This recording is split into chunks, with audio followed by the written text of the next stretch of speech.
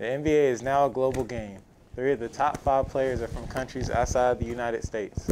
Find out who those players are on Ram TV next.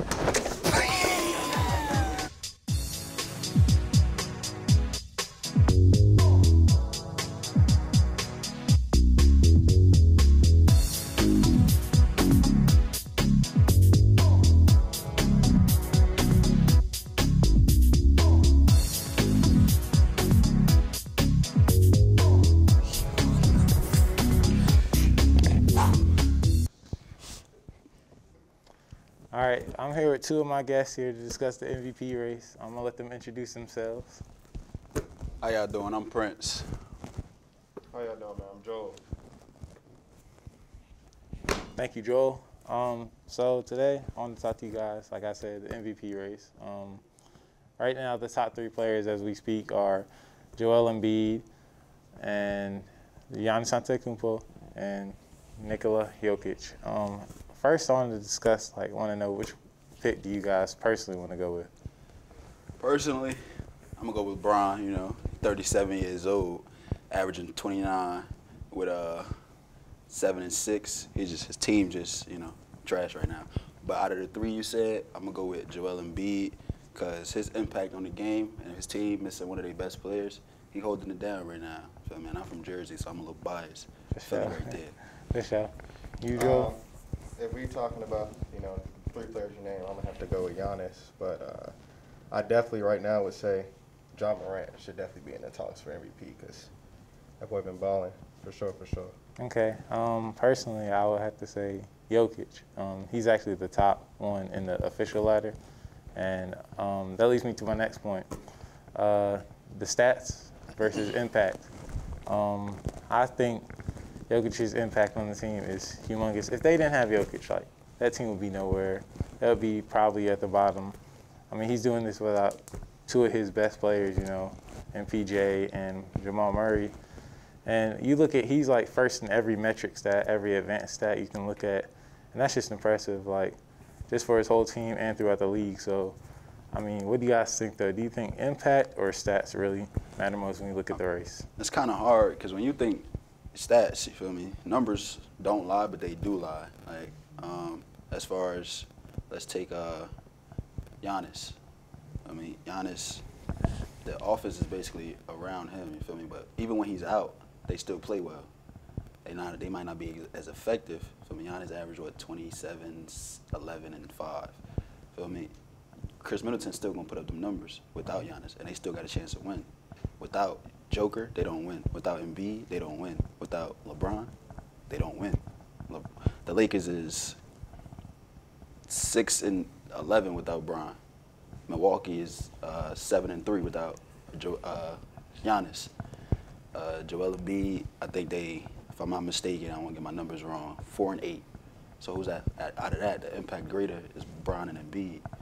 So, I mean, Giannis is cool, but out of that, I would probably take Embiid for the MVP. Okay. So I would kind of back. I would definitely agree with it. That it can be a little bit of both. I can use the Warriors, for example. You take Curry out the game, they still got Clay, Draymond, and Andrew Wiggins and all these other young bucks. But I like that. The fact that Curry's on the court, it's a threat. You got to guard Curry. You have to probably double team him, to be honest, because either way, he's been going through a slump.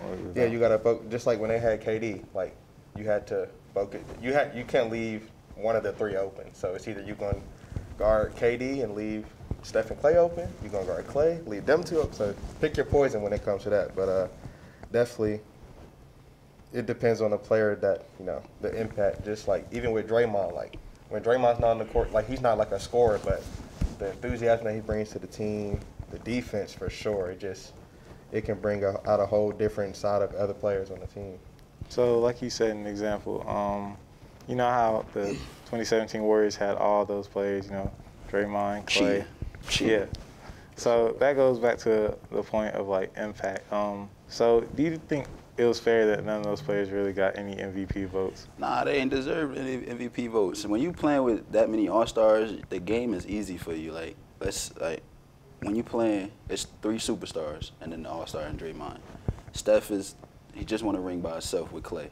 KD's arguably the greatest scorer of all time. So if we playing together, that means you can't double me because now you're leaving the next best player, which is a superstar on my team, one-on-one, who's going to guard him one-on-one.